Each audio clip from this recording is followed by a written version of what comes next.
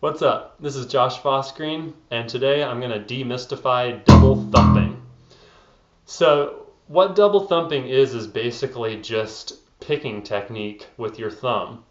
If you have a pick, you just pick through the string with a downstroke and then come back up with an upstroke. So all you're doing is throwing the pick away and using your thumb. So unlike a normal slap where once you go down you bounce up immediately, you're still going to be using the wrist rotation, but now instead of bouncing up immediately, and let me move in on the camera so you can see this better, I'm going to rotate down, do the slap, and now my thumb is resting on the A string after thumbing the E string. So now I'm ready to go under the string and pop back up as my wrist rotates up. So thumb down, thumb up. It's really actually very simple, and the trick is just building up a repertoire of patterns that you can run comfortably without getting lost rhythmically, and eventually be able to do it as fluidly as you play with your fingers or any other technique you're comfortable with. So to do that, just do the same thing you did when you first started any technique. Just start learning patterns and bass lines. Start with a major scale. Always a good place to start. And just thumb down, thumb up. Go as slow as you need to go to be accurate, and you can worry about speeding it up once it's clean. If you try to speed it up too quickly, it's not going to come out very well. Another way you can play around with it is just to kind of artificially create some 3 or 4 note rhythmic combinations like thumb down, thumb up, pluck. And you can practice that and apply it to some different notes.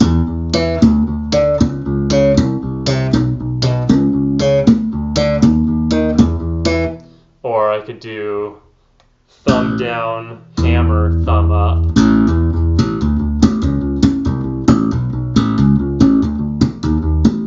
Or I could do thumb down, hammer, thumb up, pluck.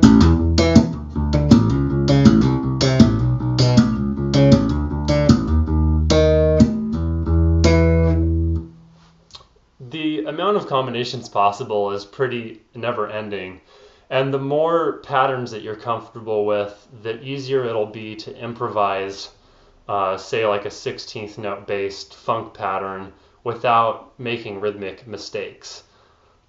So I highly recommend just like writing out a list of everything you can think of and practicing all the patterns you come up with. Another great place to start with the double thump technique is Victor Wooten's tune Classical Thump from his old record Show of Hands, which he recently re-released all remastered with bonus tracks and stuff. Very cool. But just at the very top of that piece, it starts off with just the thumping we're all used to, bouncing down and up. And then on the third repetition of that pattern, he starts using the double thumb.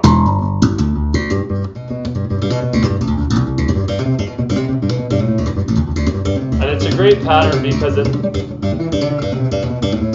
makes something that's actually not that difficult sound really difficult, which is one of the cool things about all this thumb technique is it sounds more complicated than it actually is. So if you want to get really good at double thumbing, I recommend 3 things.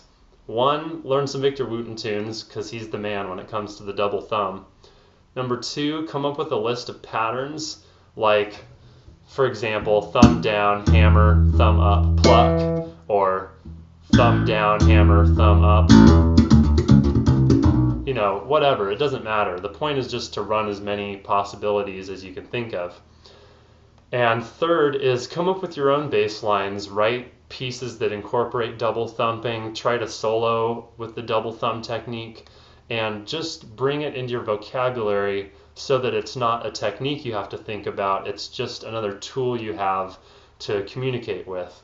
Like as I'm saying this to you, I'm not thinking about specific words I'm saying or the way I'm putting phrases together, I'm just able to speak. So the idea is to get the techniques that smooth so that they're just delivering content and you're not focusing on the vehicle that's delivering the content as much.